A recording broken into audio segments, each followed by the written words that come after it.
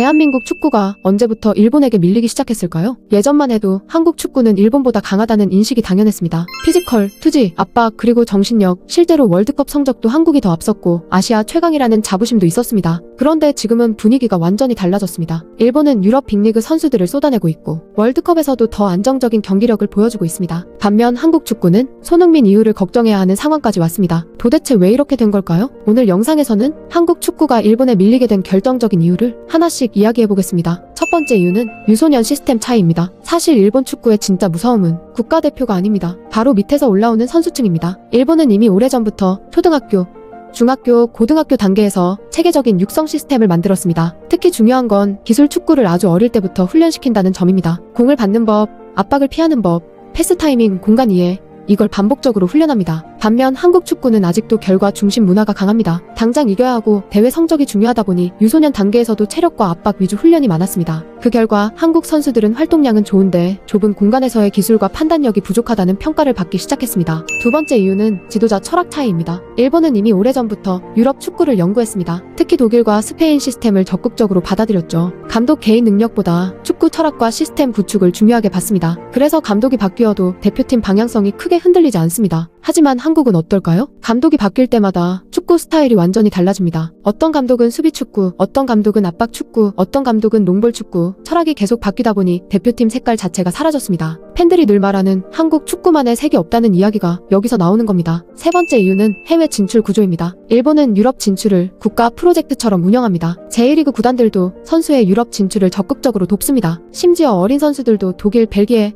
네덜란드 같은 리그로 빠르게 보냅니다. 그리고 실패해도 다시 도전할 수 있는 구조가 있습니다. 반면 한국은 아직도 국내 성적 중심 문화가 강합니다. 선수를 오래 붙잡으려 하고 이적료 문제로 기회를 놓치는 경우도 많습니다. 결국 일본은 20대 초반부터 유럽 경험을 쌓는데 한국은 늦게 진출하거나 아예 타이밍을 놓치는 경우가 생기는 겁니다. 네 번째 이유는 K리그와 J리그의 차이입니다. 많은 축구 팬들이 인정하는 부분인데요. 현재 J리그는 아시아에서 가장 안정적인 리그 중 하나라는 평가를 받습니다. 관중 문화, 구단 운영, 유소년 시스템, 마케팅, 지역 연고 전체적으로 굉장히 체계적입니다. 반면 K리그는 인기 문제와 운영 문제를 계속 겪고 있습니다. 물론 수준 낮은 리그는 아닙니다. 하지만 리그 전체 시스템과 투자 규모에서 차이가 점점 벌어지고 있다는 분석이 많습니다. 리그 경쟁력이 떨어지면 결국 대표팀 경쟁력도 영향을 받을 수밖에 없습니다. 다섯 번째 이유, 어쩌면 가장 큰 문제일 수도 있습니다. 바로 축구협회 시스템입니다. 팬들이 가장 답답해하는 부분이기도 하죠. 감독 선임 논란, 행정 문제, 소통 부족, 이슈가 반복될 때마다 팬들의 신뢰도 계속 떨어졌습니다. 반면 일본은 축구협회가 장기 계획을 세우고 꾸준히 밀어붙이는 편입니다. 결국 축구는 선수만 잘한다고 되는 스포츠가 아닙니다.